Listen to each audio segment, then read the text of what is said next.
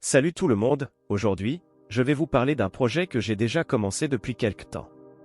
Celui de créer une série d'horreur animée grâce à l'IA.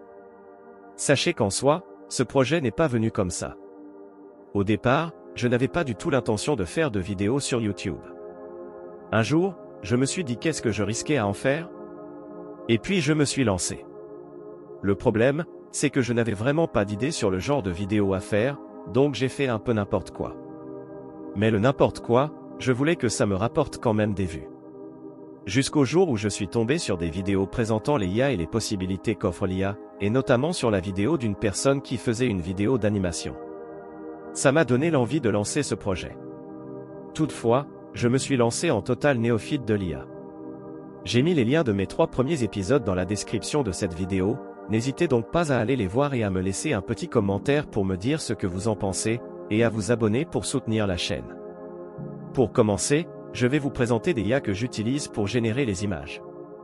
L'IA que j'utilise pour générer les images que je vais utiliser, c'est Playground. Playground est une IA qui génère des images avec un rendu vraiment pas mal, dont le style me plaît personnellement beaucoup, et que j'utilise pour faire les épisodes de ma série d'horreur. Elle offre différentes options bien sûr, de nombreux styles d'images, la possibilité de contrôler les traits des personnages dans l'image, modifier le canvas, choisir différentes IA pour la génération, le nombre et les dimensions, et d'autres options. D'ailleurs Playground peut être utilisé gratuitement, il vous suffit de créer un compte avec une adresse mail, et vous pourrez profiter de 50 générations d'images par jour. Ce qui est vraiment pas mal. Après, il y a les abonnements payants, mais ça, c'est en fonction de vos besoins. Personnellement je débute avec les IA, je ne vais pas utiliser toutes les options. D'autant plus qu'en ce qui me concerne, je n'utilise pas l'IA pour générer que de jolies images, mais pour faire une série. Donc la première grosse difficulté que j'ai, c'est de générer un ou des personnages dans différentes situations, mais avec un maximum de ressemblance pour garder une certaine cohérence. Ce qui n'est pas facile. Les points légèrement négatifs de Playground que je dirais, c'est le fait que lorsque vous terminez vos crédits pour la journée, vous devez attendre 24 heures avant de voir des crédits réapparaître pour continuer à générer. Autrement dit, vous générez à 16 heures une image, il faudra attendre le lendemain 16 heures pour que le crédit de cette image vous soit remis, et ainsi régénérer une autre image. Le deuxième point, c'est que le site a tendance à planter, et si vous voulez accéder à une page, il faudra l'actualiser, sinon vous resterez bloqué sur la page d'avant. Du coup, je ne vois pas l'utilité de payer un abonnement. Étant donné que je ne maîtrise pas encore l'IA, et que je n'ai pas les moyens de prendre un abonnement par IA utilisé. Sinon ça me ferait quand même un budget. L'autre IA génératrice d'images par laquelle d'ailleurs, j'avais commencé, c'est Leonardo IA. Je l'ai laissé un peu de côté, car si elle a l'avantage d'avoir la fonction animer les images que vous générez. Je trouvais que très souvent les rendus n'étaient pas au rendez-vous. De plus, le nombre de générations gratuites est moindre qu'avec Playground. D'ailleurs, elle a été récemment mise à jour, la rendant encore plus contraignante. Pour moi en tout cas. En abonnement gratuit, chaque génération est bloquée à 4 images en une fois, ce qui coûte au moins 10 crédits. Sachant qu'avec un compte gratuit vous avez 150 crédits, je vous laisse faire le calcul du nombre de générations possibles. Vous avez plutôt intérêt à savoir bien quel prompt utiliser. Pour l'animation de mes images, j'utilise Pika. Pika est une IA qui permet de générer des vidéos à partir de prompts, ou simplement d'animer une image que vous aurez téléchargée de votre ordinateur. Comme vous pouvez le voir, Pika génère des vidéos de bonne qualité. Elle fait pareil pour les images que vous téléchargez, même si leur animation reste simple. Pika vous propose plusieurs possibilités, le plus intéressant est de pouvoir éditer votre image avec plusieurs options. Pour moi, la plus intéressante est la génération de voix avec un grand nombre de voix.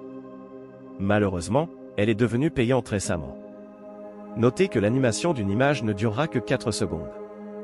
Vous pourrez étendre la vidéo de 4 secondes supplémentaires, mais pour ça, il faudra prendre un abonnement payant.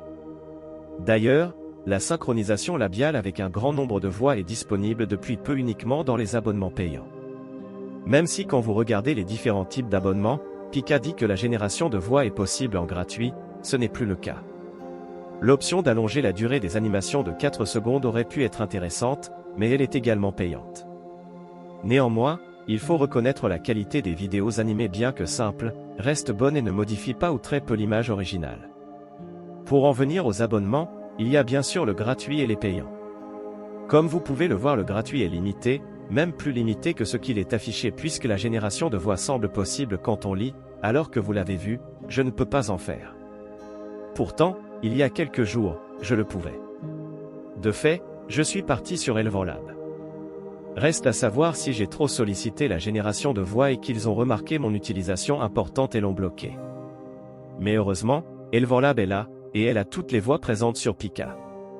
Elevonlab propose de générer non seulement du texte, 10 000 caractères, ce qui revient à générer un texte suffisant pour les voix d'un épisode de ma série, mais aussi des effets sonores gratuitement. Il existe d'autres possibilités comme cloner sa voix, mais payantes, et en ce qui me concerne pour ma série d'horreur ne m'intéresse absolument pas. Alors il y a bien certainement d'autres IA, plus performantes ou qui pourraient améliorer le rendu des animations générées, de synchronisation des lèvres. Le problème, c'est qu'il faut souvent payer, alors je ne dis pas que ce n'est pas normal, au contraire, mais ça fait un certain budget quand même. C'est dommage, ça me prive de la Lamu qui est performante pour synchroniser les lèvres avec le dialogue. D'ailleurs pour le reste, que ce soit écriture de script, dialogue, je le fais moi-même, et pour les effets sonores et musique d'ambiance, il y a de très bons sites qui en proposent libre de droit. Voilà, les IA que j'utilise pour mon projet. Même si je ne les maîtrise pas encore, je suis sûr que ça viendra avec le temps. En attendant, si tu veux aller voir les premiers rendus, je te mets les liens dans la description. N'oublie pas de mettre un like, laisser un commentaire et à t'abonner pour suivre la sortie du prochain épisode de ma série. Si tu as des questions, des observations, ou des conseils, n'hésite pas à laisser un commentaire. Voilà, c'est terminé, je vous dis à la prochaine pour une nouvelle vidéo.